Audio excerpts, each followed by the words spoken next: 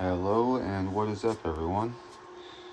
I just wanted to do a quick little check-in because it's been a little bit and let everyone see how everything is doing through the winter. Welcome back to anyone that's joined me before or already subscribed. And if it's your first time here, definitely subscribe, follow along, and see all of the fun stuff that we get up to. Anyhow, big giant, nearly 6-foot Schefflera. Brought inside, repotted very recently, repositioned and stuff. Doing very, very well and happy. We got a little citronella over here that I hacked down at the end of the summer, and it is very obviously doing well. We got hibiscus over here. We've got a whole ton of different pepper plants all over here. Those are all Carolina Reapers on the plant there. I just last week cut down and repruned a whole ton of these. That's why a lot of them are looking very, very, very bare. A little pot of carpus hanging down there. Benjamino, or too small, too little ficus, whatever you want to call it. And ginseng ficus over there. We got this guy. I don't know if you remember any of the videos from the summer, if you have watched before, but this was a privet honeysuckle that I got, and it's obviously doing well and happy and healthy. We got a coffee plant, we got some junipers here, we got some scheffleras, we got a big root over rock schefflera. This right in front of us, the big Japanese maple. We got a whole whack of peppers all back there.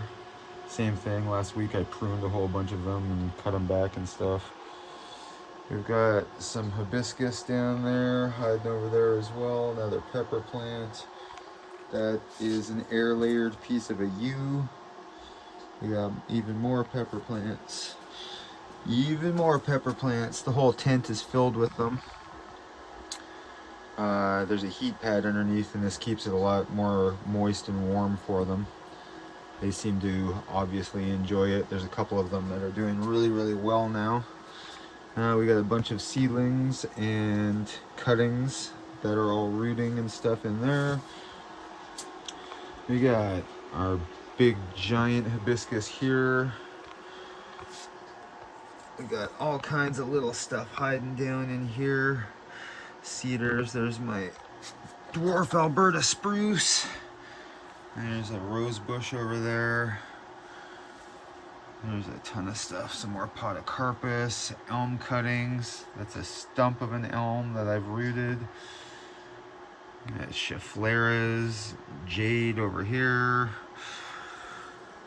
Big giant elm waiting to come back to life. Down there, that's a poplar and a maple that's wired next to it. Sorry about any noise. The fan and the light is right above where I'm standing at the moment. That is the top half of the layered, air layered, red maple, which that is the bottom half of it.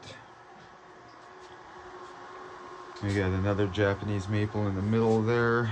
You can see down at the bottom there's a whole bunch of leaves that have come in. There's actually some new little guys starting all along it and stuff. We've got a Norfolk Island pine back there that was never properly taken care of or anything. I just recently had that come into my possession. Same with this giant Schefflera. You can see that it actually looks like it's fairly one-sided.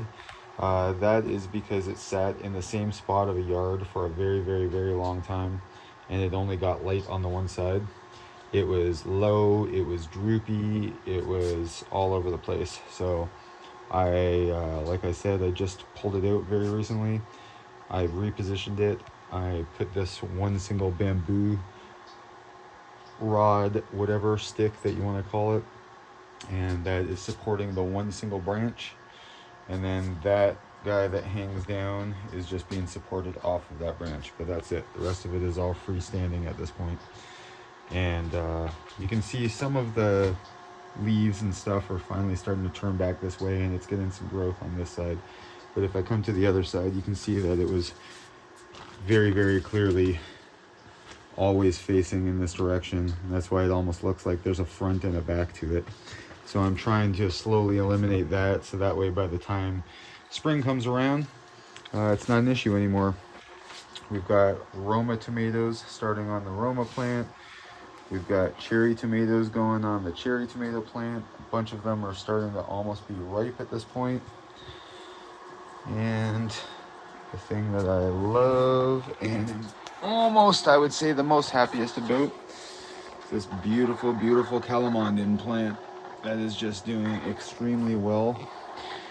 Here, I'll try to block out the light for a minute so you can see how orange those really are. That's no grow light on them. That's just the actual light from the iPad. They are all doing very well, and not only are they doing well, but you can see there is a billion little buds and flowers and stuff starting all over the, look at, there's a million of them. They are just absolutely everywhere on this thing. So if you have some citrus trees, plants, whatever you want to say, and they are not flowering or fruiting for you, and you want to know how to get them to be this productive, like mine has ended up being, go back further in my videos, check the video that's all about it, and I kind of describe what I did and how I went about it, because this thing did not have anything whatsoever on it for months, and I was getting very worried. So I took some extreme methods and I forced it into flowering, and as you can see, it is not having any problems in that department anymore. Don't mind all of the little white spots and everything. I just actually misted everything last night, so it's just a bunch of water spots and dried stuff all over everything. But yes, I will be finding some recipes to do some Calamondin stuff this week, clearing these guys off so all these new buds can start opening and flowering, and I'm gonna have way even more the next round. But I'm not gonna keep this video too long. I just wanted to kind of give everybody an idea of how things were going and let everyone see how things were still growing and whatnot. If anyone has any questions about anything, or plants specifically you want me to focus on or talk about, or anything like that, by all means leave questions or comments underneath. And like always, thanks again if you have subscribed, and if you haven't already, please do. You can follow along and see how all of these things go through the rest of the winter, and once they get back outside for the spring and summer. And your subscriptions help other people looking for this stuff find it a lot easier. So for now, I am going to sign off and leave it at that. I want to say thanks again to anyone that did watch and your support. And I will see you guys all again very soon. Cheers, guys. Have a good day.